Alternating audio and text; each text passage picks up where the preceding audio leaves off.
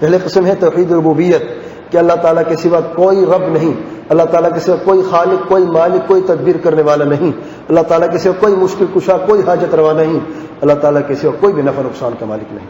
یہ توحید ربوبیت ہے. دوسری قسم ہے توحید الوہیت کہ اللہ تعالیٰ کے سوا کوئی بھی معبود برحق نہیں، جتنے بھی عبادات ہیں وہ ساری کی ساری صرف اور صرف اللہ تعالیٰ کے لیے بجا لانی. ان عبادات کا حق صرف اور صرف اللہ تعالیٰ کو ہے. اگر نماز، زکوٰۃ، روزہ، حج عبادات ہیں، اسی طریقے سے دعا، پکار، قربان، نذر و نیاز بھی عبادات ہیں، ڈر، امید، توکل بھی عبادات ہیں، اور ان سب کا حقدار صرف اور صرف ایک ہی ذات، وہ ہے رب الجلال سبحانہ و تعالی.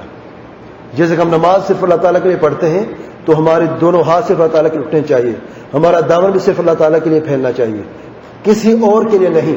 چاہیے کوئی اور اللہ تعالیٰ کا قریب فرشتہ کیوں نہ ہو، یا اللہ تعالیٰ کے پیارا پیغمبر کیوں نہ ہو، یا اللہ تعالیٰ کا ولی کیوں نہ ہو، کیونکہ یہ عبادات ہیں اور عبادات حق صرف اور صرف اللہ تعالیٰ کے ہیں. تیسری قسم کی توحید توحید اسماء و صفات ہے کہ اللہ تعالیٰ کے پیارے نام ہے اور صفات الکمال ہے. ان صفات میں اللہ تعالیٰ کا کوئی بھی ساجی نہیں ہے. ہم جن صفات کا ذکر قرآن مجید میں ہوا اور صحیح حدیث میں ہوا، ہم ان صفات پہ ایمان لے کے آتے ہیں 4 شرطوں کے ساتھ. یہ 4 قید لگانا ضروری ہے اسماء و صفات کے بعد میں. من غیر تعطیل ومن غیر تحریف ومن غیر تکیف ومن غیر تمثیل. یہ 4 شرطیں ہیں، بغیر انکار کرنے کے، بغیر تحریف کرنے کے، بغیر کیفیت بیان کرنے کے، اور بغیر مثل بیان کرنے کے. یہ 3 قسمیں ہیں توحید کی.